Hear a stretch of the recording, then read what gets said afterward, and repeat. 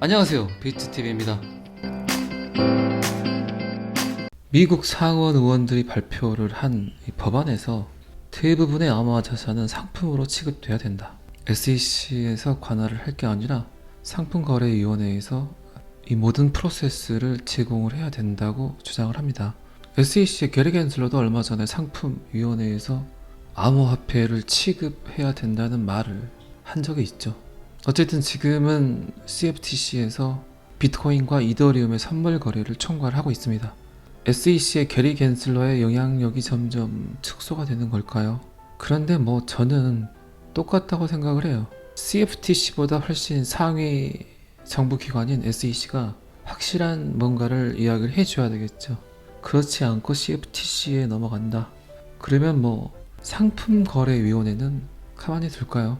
자, 여기서부터는 구독자분들에게만 노출이 되는 영상입니다. 구독, 좋아요 좀 눌러주시고요. 어쩌면 리플이 SEC와 소송이 끝나고 다시 CFTC에서 또 불려갈 수 있는 상황이 나올 수도 있다는 거죠.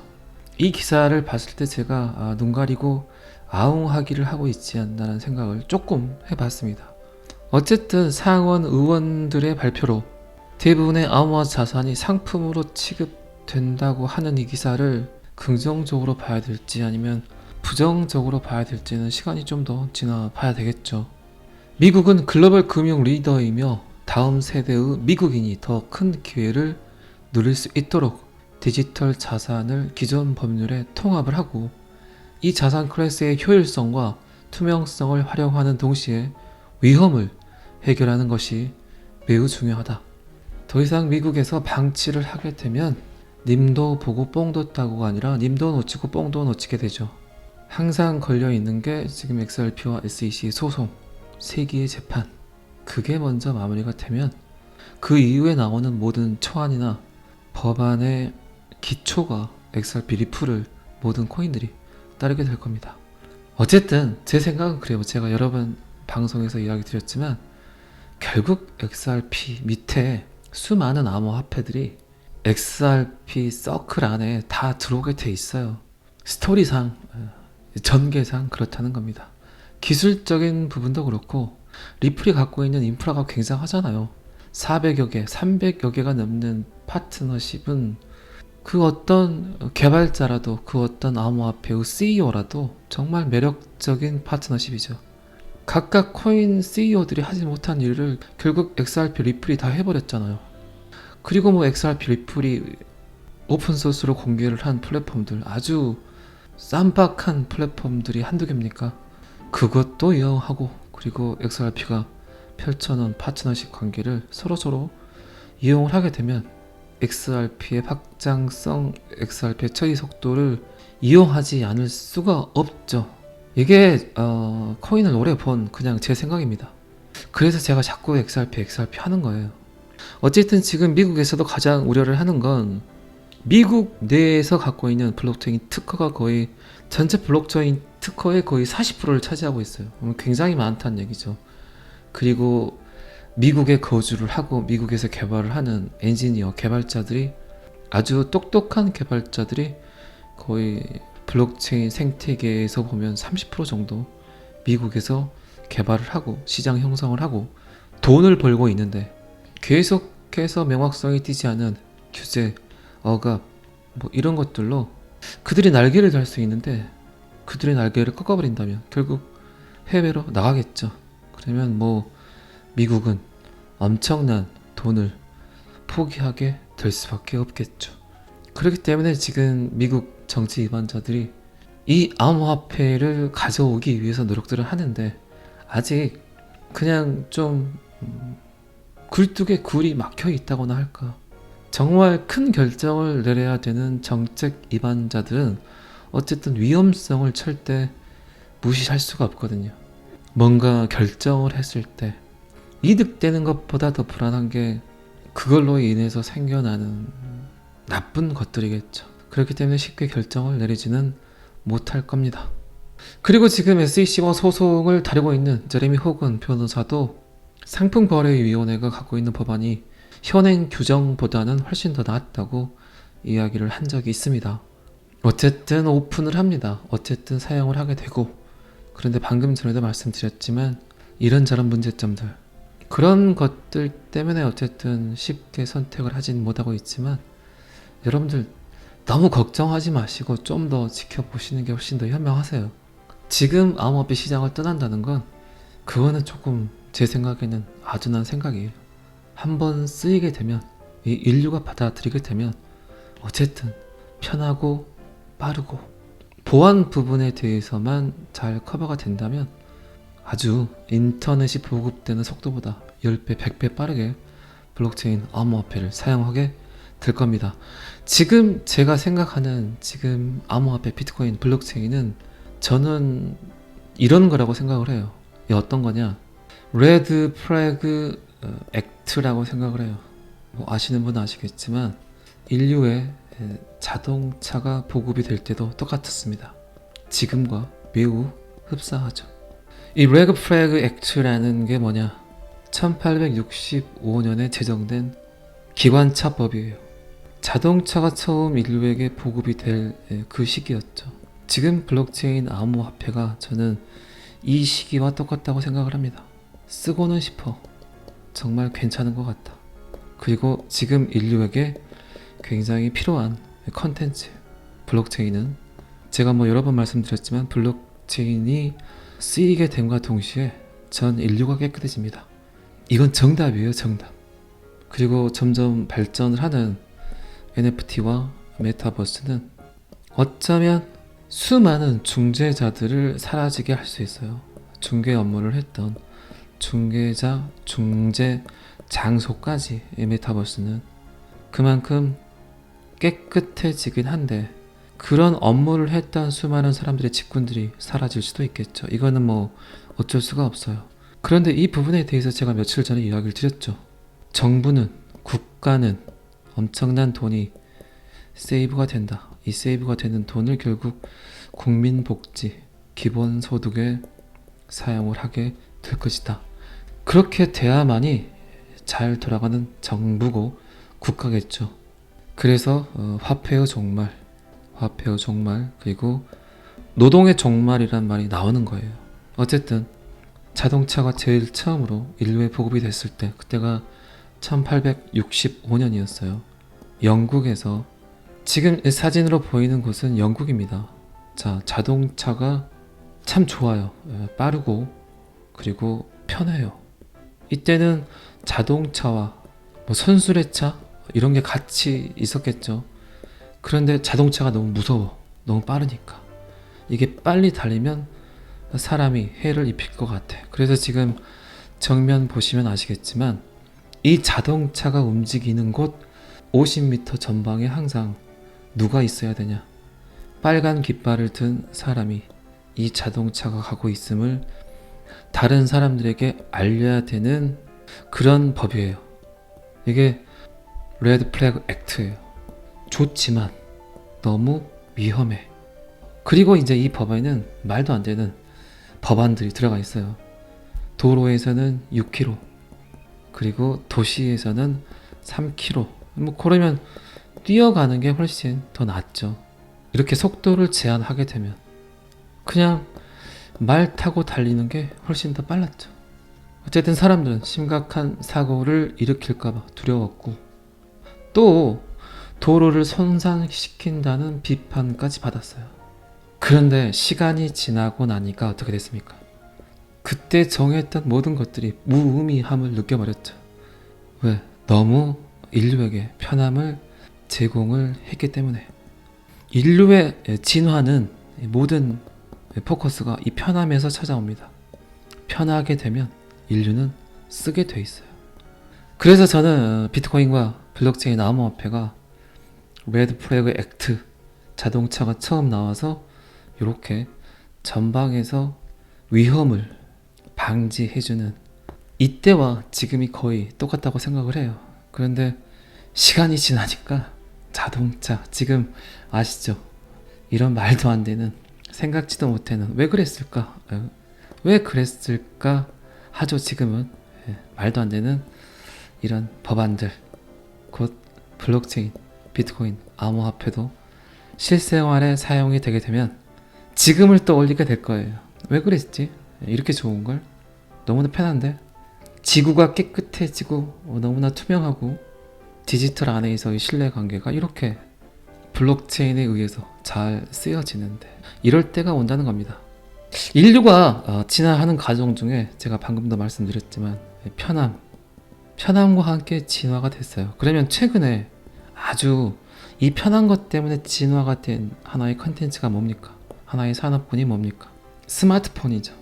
스마트폰도 저는 이 레드 플래그 액트와 똑같다고 생각을 해요. 스마트폰을 제일 처음에는 꼬마들에게 아이들이 사용을 하게 되면 굉장히 뭐라 그랬죠, 여러분들. 그리고 심지어 여러분들도 스마트폰이 필요할까? 너는 왜 그렇게 스마트폰만 보고 있니? 그런 적 있죠, 분명히. 그리고 왠지 스마트폰을 오래 보고 있으면 나쁜 짓을 하는 것 같은 그런 시절이 분명히 있었습니다. 근데 지금 버스, 지하철, 식당, 극장, 사람이 많이 모이는 곳 가보세요. 다들 뭐하고 있습니까? 스마트폰 보고 있어요. 그냥 옆에서 무슨 일이 나도 관심이 별로 없어. 인류는 내 삶에 꼭 필요한 도구라고 생각되는 것들은 무조건 받아들입니다. 그 누가 가르친 적도 없어요. 학원이 있습니까? 스마트폰 잘 쓰게 하는 학원이 있을까요? 없죠.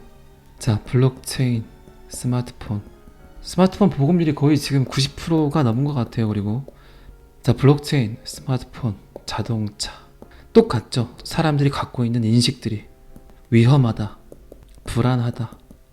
하지만 결국 이 모든 인류를 바꿔버렸잖아요. 호모사피엔스가 아닌 포노사피엔스, 스마트폰 인류, 신인류. 그래서 지금은 스마트폰을 5장 6부가 아닌 5장 7부라 그러잖아요.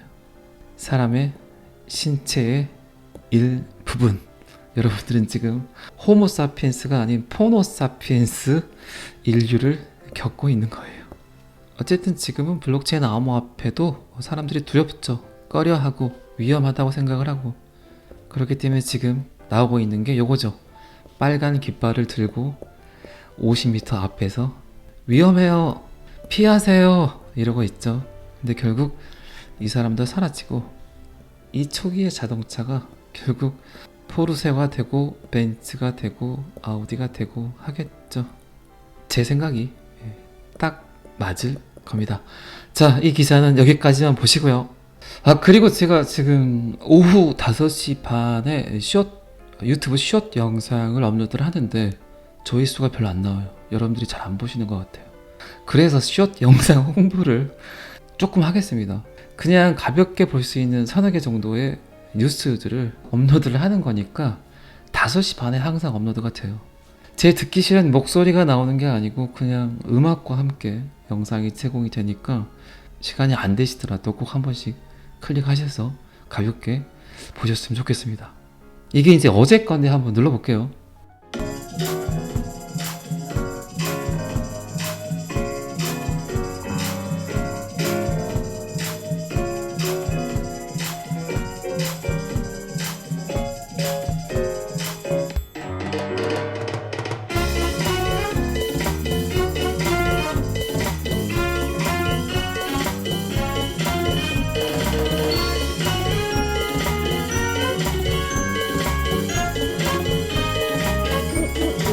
자, 여기까지 5시 반에 항상 업로드가 됩니다.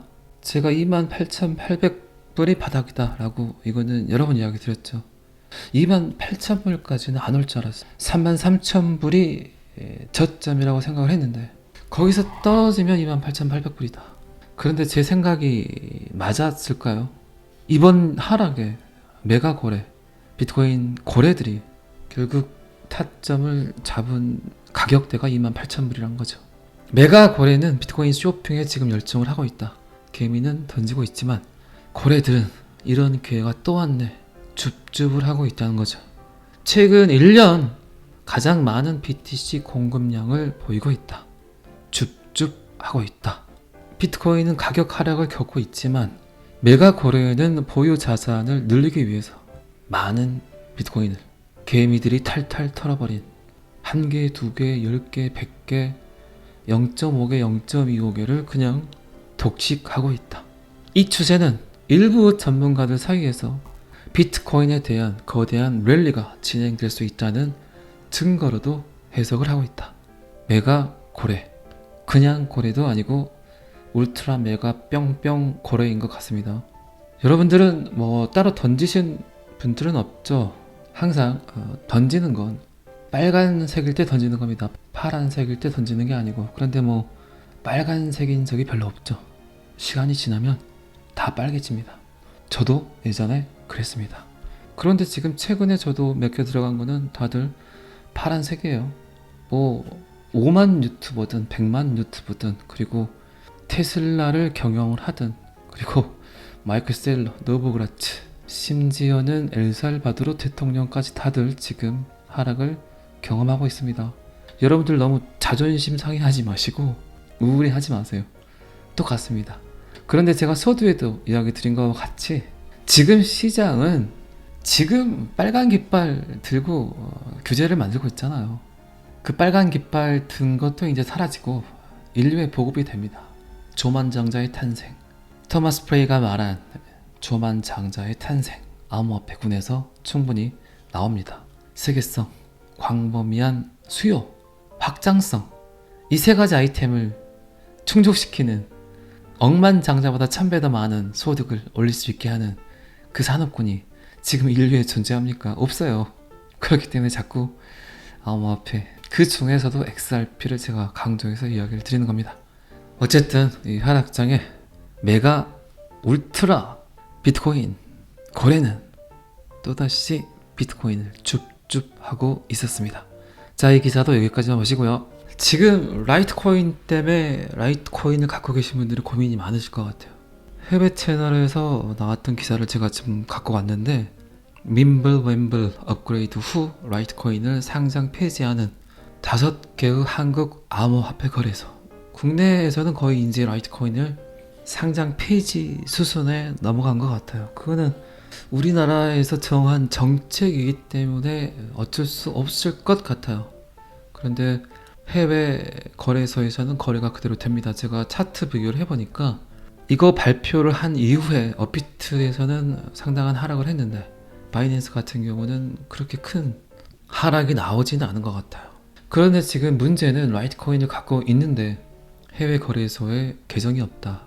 이것도 가능하죠. 그러면 제가 권해드릴 수 있는 건 개인 지갑으로 옮겨 넣는 게 맞죠. 라이트코인은 쓰일 거예요. 그래도 초기 시장을 이끌었던 코인이고 익명성이란 게 100% 무시할 수 없는 겁니다. 국내에서는 이 익명성이란 것 때문에 모네로, GKC도 다 퇴출당했죠. 거래소에서. 해외 거래소를 갖고 있지 않는 분들은 메타마스크를 이용하셔도 괜찮고, 그리고 개인 지갑 하드월렛에 저장을 하셔도 괜찮을 것 같아요. 하드월렛 비용이 조금 발생을 한다, 그게 좀 그렇다, 그러면 그냥 메타마스크에 옮겨 놓으시는 게 가장 저는 좋을 것 같습니다. 단 팔지 않을 경우에, 국내 정책이 계속 이런 식으로 간다면 라이트코인을 국내 거래소에서 팔기란 굉장히 힘들겠죠. 제가 보니까 BTC 마켓, 원화마켓 다 지금 빼겠다고 이야기를 했는데, 민블 윈블의 뜻은 뭐 여러분들 아시겠지만 익명성이 발표가 되면 항상 나오는 말이죠. 혀를 묶어서 특정 정보를 드러내지 못하게 하는 해리포터 시리즈의 유명한 혀 묶기 주문에서 따온 민블 윈블 프로토콜이죠. 암호화폐 이동의 정보를 그러니까 노출시키지 않는다는 겁니다. 그런데 이 익명성 코인들, 모네로, GKC, 그리고 라이트코인 같은 경우는 그 추적이 불가능하기 때문에 퇴출을 하겠다는 거죠. 이거는 어쩔 수 없어요. 그런데 나는 갖고 있을 거다, 너무 지금 피해가 심하다, 그러면 메타마스크 아니면 개인 하드월렛 아니면 바이낸스 계정이 지금 안 만들어지나? 저는 바이낸스 계정을 사용을 하는데 지금은 사용을 하지 못한가요? 그런데 시간이 지나면 또 열릴 수도 있어요. 그런 식으로 어떻게 해결하시는 게 제 생각에는 나을 것 같고, 가격 부분에 대해서는 제가 아까 잠깐 보니까 상패 빔이 한 번쯤은 나올 것 같더라고요. 저는 라이트코인을 한 번도 사본 적이 없어서 이평선 매물대가 이렇게 쌓여 있더라고요. 그러면 상패 빔이 한 번쯤 나오게 되면 잘 분배를 해서 던지는 것도 괜찮지 않을까 생각을 합니다. 이거는 어쨌든 이 영상을 보시는 여러분들이 결정을 하셔야 되겠죠. 그런데 만약에 제가 라이트코인을 지금 갖고 있다고 생각을 하면 저는 던지지 않을 거예요. 그냥 갖고 있을 것 같아요. 아니면 2분의 1 정도 던지고, 지금 뭐 살 코인들 수두룩박박 하잖아요. 어차피 라이트코인에서 마이너스를 봤다면 충분히 복구할 수 있는 코인들은 더 많이 있습니다. 그런 것들을 선택을 해서 반 정도는 던지고 반은 그렇게 처리를 할 것 같아요. 이 부분에 대해서 구독자분들이 몇 분이 저에게 전화해서 여쭤보시길래 저도 방금 이야기 드린 대로 이야기를 했습니다. 라이트코인, 그리고 어제는 제가 말씀드렸지만 BNB 코인 서서히 이제 목을 재고 있어요. 지금 굉장히 코인을 잘 타고 있어야 될 상황입니다. 막무가내로 안 된다고 하는 규제와 뭐를 좀 알고 하는 규제는 규제의 틀이 틀려요.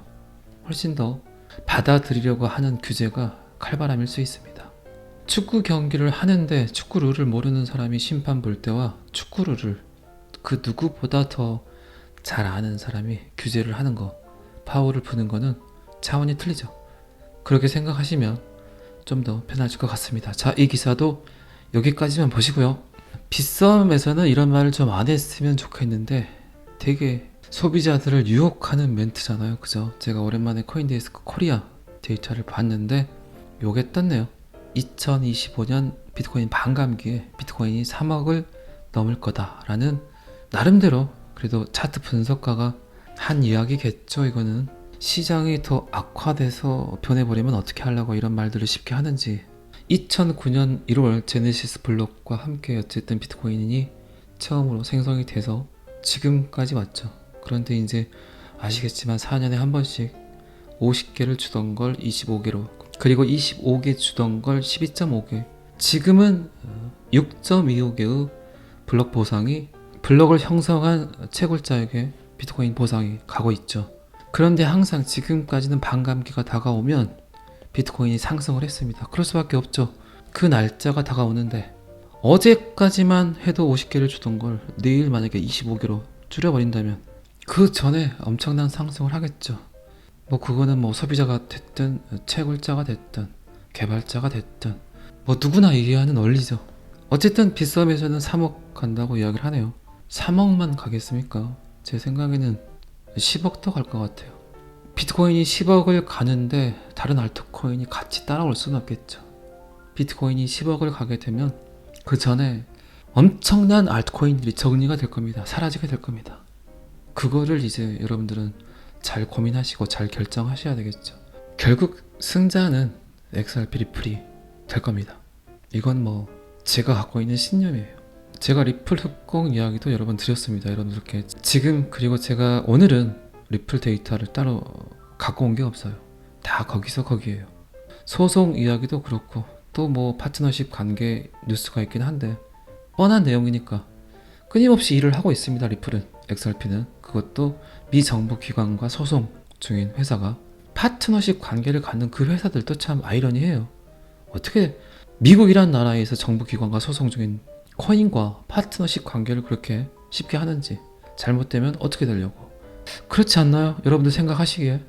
그런데 그들은 이미 알고 있다는 거죠. 제 생각은 그래요. 아주 단순하게 이거는 문제될 회사가 아니고 문제될 코인이 아니다라고 생각을 하겠죠. 아니면 미국이 예를 들어서 XRP를 코인이 아니다, 보안이다, 증권이다, 분명히 잘못을 했다라고 생각을 하면 미국을 던지면 돼요. XRP는 끊임없이 그런 이야기들은 많이 나왔잖아요.